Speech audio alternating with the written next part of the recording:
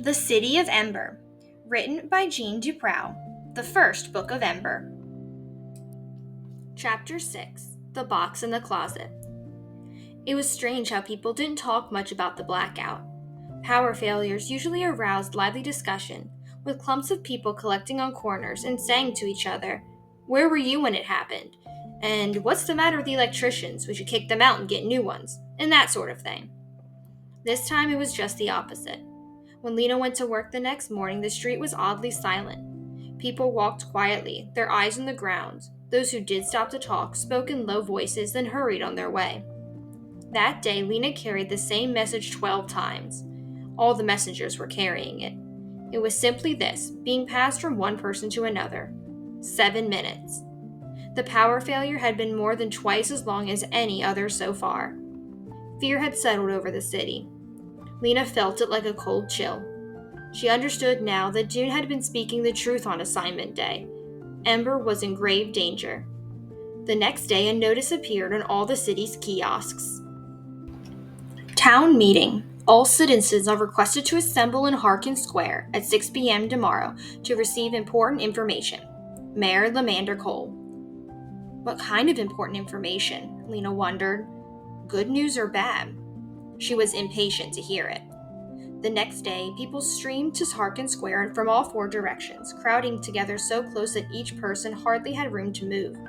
Children sat on the shoulders of fathers. Short people tried to push toward the front. Lena spotted Lizzie and called a greeting to her. She saw Vindy Chance, too, who had brought her little brother. Lena had decided to leave Poppy at home with Granny. There was too much danger of losing her in a crowd like this. The town clock began to strike. 6 vibrating bongs rang out, and a murmur of anticipation swept through the crowd. People stood on tiptoe, craning to see. The door of the gathering hall opened, and the mayor came out, flanked by 2 guards. One of the guards handed the mayor a megaphone, and the mayor began to speak. His voice came through the megaphone, both blurry and crackly. "People of Ember," he said. He waited. The crowd fell silent, straining to hear. "People of Ember," the mayor said again. He looked from side to side. The light glinted off his bald head. "Our city has experienced some slight difficulties. Times like this require grish punch for us all." "What did he say?" People whispered urgently. "What did he say? I couldn't hear him." "Slight difficulties," someone said, "requires great patience from us all. But I stand here today," the mayor went on, "to reassure you. Difficult times will pass. We are magnificent." "What?" came the sharp whisper. "What did he say?" Those near the front passed word back. "Making every effort," they said, "every effort." "Louder!" someone shouted. The mayor's voice blared through the megaphone, louder but even less clear. "Where's Pushling?" he said. "Pank, mushin' Pank. No Russian Pank." "We can't hear you!" someone else yelled.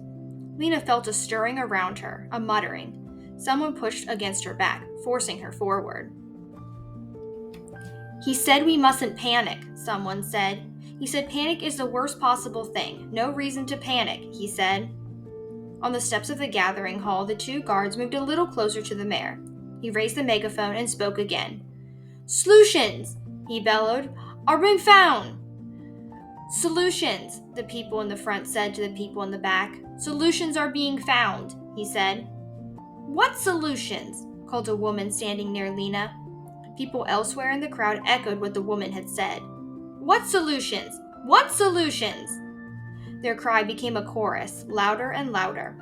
Again, Lena felt the pressure from behind as people moved forward toward the gathering hall. Jostling arms poked her, bulky bodies bumped her and crushed her. Her heart began to pound. "I have to get out of here," she thought. She started ducking beneath arms and darting into whatever space she could find, making her way toward the rear of the crowd. The noise was rising everywhere. The mayor's voice kept coming in blasts of incomprehensible sounds, and the people in the crowd were either shouting angrily or yelping in fear of being squashed. Someone stepped on Lena's foot, and her scarf was half yanked off. For a few seconds, she was afraid she was going to be trampled, but at last she struggled free and ran up onto the steps of the school. From there she saw that the 2 guards were hustling the mayor back through the door of the gathering hall. The crowd roared, and a few people started hurling whatever they could find: pebbles, garbage, crumpled paper, even their own hats. At the other side of the square, Dune and his father battled their way down Gilly Street. "Move fast," his father said. "We don't want to be caught up in this crowd." They crossed Broad Street and took the long way home, through the narrow lanes behind the school. "Father," said Dune as they hurried along, "the mayor's a fool, don't you think?" For a moment his father didn't answer. Then he said, "He's in a tough spot, son. What would you have him do?" "Not lie, at least," Dune said. "If he really has a solution, he should have told us. He shouldn't pretend he has solutions when he doesn't." Dune's father smiled. "That would be a good start," he agreed. "It also makes me angry the way he talks to us," said Dune. Dune's father put a hand on Dune's back and steered him toward the corner. "A great many things make you angry lately," he said. "For good reason," said Dune. "Maybe. The trouble with anger is it gets a hold of you, and then you aren't the master of yourself anymore." "Anger is." Dune walked on silently. Inwardly, he groaned. He knew what his father was going to say, and he didn't feel like hearing it. "When anger is the boss, you get—" "I know," said Dune, "unintended consequences." "That's right. Like hitting your father in the ear with a shoe heel." "I didn't mean to." "That's exactly my point." They walked down Pibb Street. Dune shoved his hand into the pocket of his jacket and scowled at the sidewalk. His father doesn't even have a temper, he thought. He's as mild as a glass of water. He can't possibly understand. Lena was running. She'd already dismissed the mayor's speech in her mind. She sped by people on Otterwell Street, going back to open their stores, and overheard snatches of conversation as she passed. "Expects us to believe," said one voice. "He's just trying to keep us quiet," said another. "Heading for disaster," said a third. All the voices shook with anger and fear. Lena didn't want to think about it. Her feet slapped the stones of the street. Her hair flew out behind her. She would go home, she would make hot potato soup for the three of them, and then she would take out her new pencils and draw. She climbed the stairs next to the yarn shop 2 at a time and burst through the door of the apartment. Something was on the floor just in front of her feet, and she tripped and fell down hard on her hands and knees. She stared. By the open closet door was a great pile of coats and boots, bags and boxes, and their contents all spilled out and tangled up. A thumping and rattling came from inside the closet. "Granny?" More thumps. Granny's head poked around the edge of the closet door. "I should have looked in here a long time ago," she said. "This is where it would be, of course. You should see what's in here." Lena gazed around at the incredible mess. Into the closet had been packed the junk of decades, jammed into cardboard boxes, stuffed into old pillowcases and laundry bags, and heaped into a pile so dense that you couldn't pull one thing without pulling all the rest with it. The shelf above the coat rack was just as jammed as the space below, mostly with old clothes that were full of moth holes and eaten away by mildew. When she was younger, Lena had tried exploring this closet, but she never got far. She'd pull out an old scarf that would fall to pieces in her hands, or open a box that proved to be full of bent carpet tacks.